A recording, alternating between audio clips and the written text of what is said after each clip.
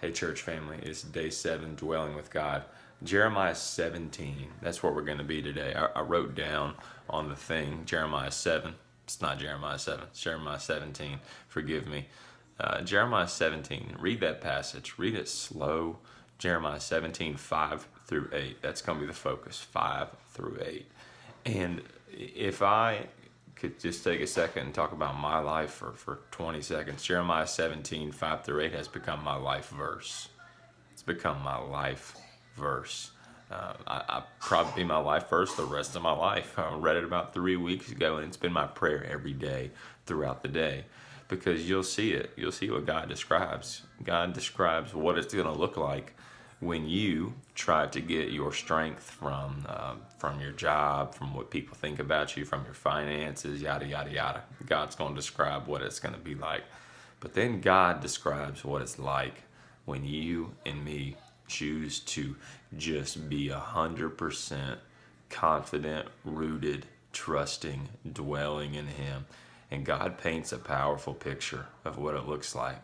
God paints the picture of a tree in the middle of a year of drought, and the tree is thriving. Even though there's above the surface a drought, because of what's going on below the surface, the tree's doing just fine.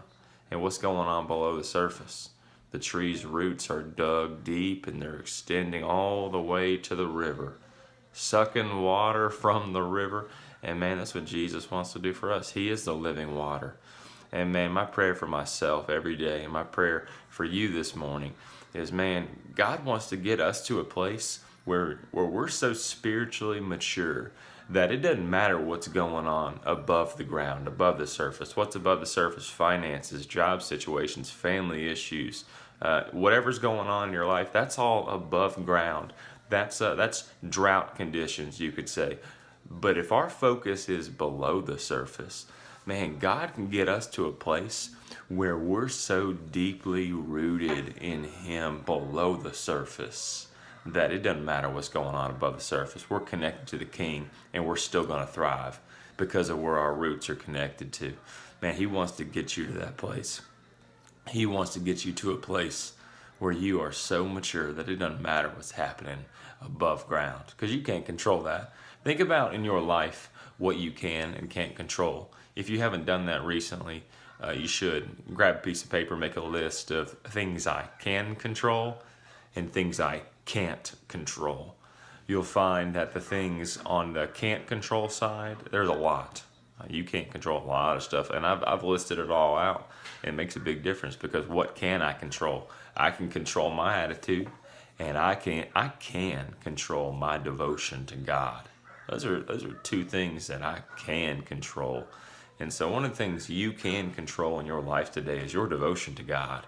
And so, man, make your prayer today Jeremiah 17, 5 through 8. And there's two questions. And there's a prayer focus. And then Saturday evening is the end of the week. It's the end of the week. And so do your devotional this morning, but then look at that prayer focus for Saturday evening. It's going to ask you one question: what's been the difference in your life this week as a result of dwelling with God? Man, I ran into, I've heard 2 church members tell me, just start telling me, they said, man, the difference in my life this week by dwelling with God. And hearing 2 people speak that, the differences that they're seeing, it's like, man, God, you're so good. And so write it down tonight. Pray it out loud. What's been the difference? And if you want, send it to me. I'd love to hear from you. I'd love to hear what's been different in your life this week as a result of you choosing to dwell with God. I love you. I hope you've had a blessed week. Think about Jeremiah 17.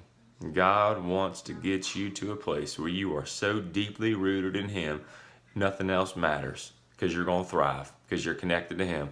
Read John 15. It's a biblical promise from Jesus Christ that if you connect with Him, He's connected with you. You'll bear much fruit no matter what's going on. Love you.